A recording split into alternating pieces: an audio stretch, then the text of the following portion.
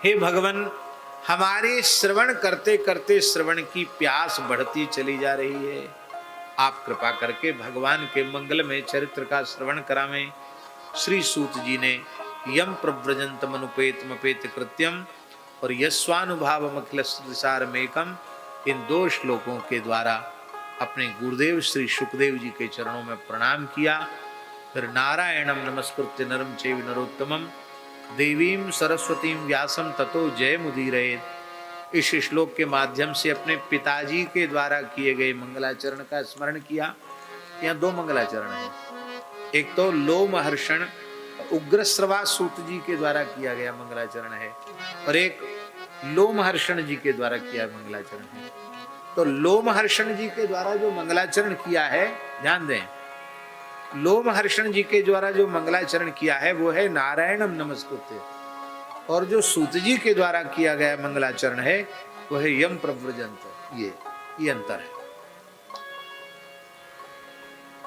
भगवत संबंधी प्रश्न, उसमें संपूर्ण विश्व का कल्याण निहित होता है। इस प्रश्न के श्रवण से अंतःकरण की शुद्धि हो जाती है, आत्म शुद्धि हो जाती है। परम धर्म क्या है? जिसका आचरण करने से भगवान में भक्ति हो जाए, उसी का नाम परम धर्म है। कैसी भक्ति हो जाए, कैसी प्रीति हो जाए, उसके 2 विशेषण हैं, अहेतुकी और अप्रतिहता। जिस भक्ति में कोई हेतु न हो और जो भक्ति कभी बाधित न हो, ऐसी भक्ति प्रकट हो जाती है। और ऐसी भक्ति से ही अहेतुक अप्रतिहत ज्ञान और अहेतुक अप्रतिहत वैराग्य प्रकट होता है। किसी ने वर्णाश्रम धर्म का तो अनुष्ठान कर लिया, किंतु भगवान की कथाओं में उसका अनुराग उत्पन्न नहीं हुआ, तो उसके द्वारा किया गया जो धर्मानुष्ठान का श्रम है वह केवल श्रम ही है। हे ऋषियों, सबसे पहले कल्याणकामी मनुष्य को पुरुषार्थ चतुष्टय का स्वरूप समझना चाहिए। पुरुषार्थ चतुष्टय का स्वरूप क्या है?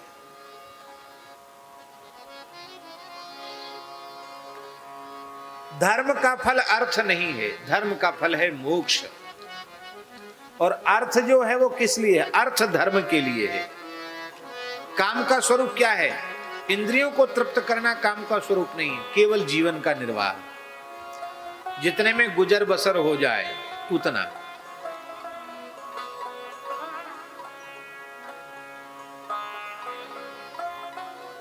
व्यक्ति दुखी क्यों है?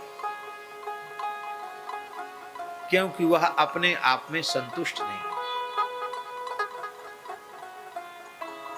ये इसका दोनों को मिलाकर अर्थ यही है कि पहले संतुष्ट हो जाओ। संतुष्ट कैसे हो जाए? हमें जो कुछ मिला है हम इसके भी लायक नहीं है, ऐसा मान लो तो संतोष आ जाए। हम तो इससे अधिक के लायक थे, भगवान ने हमारे साथ न्याय नहीं किया, हमको कम दिया, हमें चपरासी ही बना के क्यों रखा, हमको तो कलेक्टर बनना चाहिए था। आप चपरासी बन के संतुष्ट हैं तो आपको कलेक्टर भी आपके सामने कुछ नहीं है। आप चपरासी की नौकरी में प्रसन्न हैं तो आप चपरासी की नौकरी करते करते भजन करके भगवान को प्राप्त कर सकते हैं। आप जहां रहें वहां संतुष्ट रहें। हमें जो कुछ मिला है ये हमारी योग्यता से अधिक मिला है, ऐसा समझ लो तो संतोष आ जाएगा। आप झोपड़ी में हैं तो आप विचार करें कि कितने लोग आज भी ऐसे हैं जो खुले आकाश के नीचे पड़े हैं। भगवान कितने करुणामय, हमको छाया तो दे रखी है।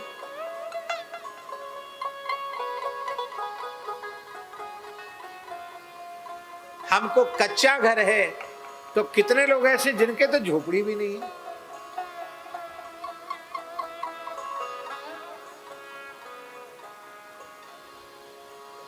हमको घर तो बहुत अच्छा मिल गया, पक्का घर है, पर किला नहीं है। किला नहीं है हमारे पास, किला होना चाहिए। प्रदीप जी, भारतवर्ष में जितनी पुरानी इमारतें, किले हैं, उनकी मरम्मत कराने का पैसा भारत सरकार पर है? नहीं है। सबकी मरम्मत कराए तो खजाना खाली। चमगादड़ रह रहे हैं, घास उग रही है।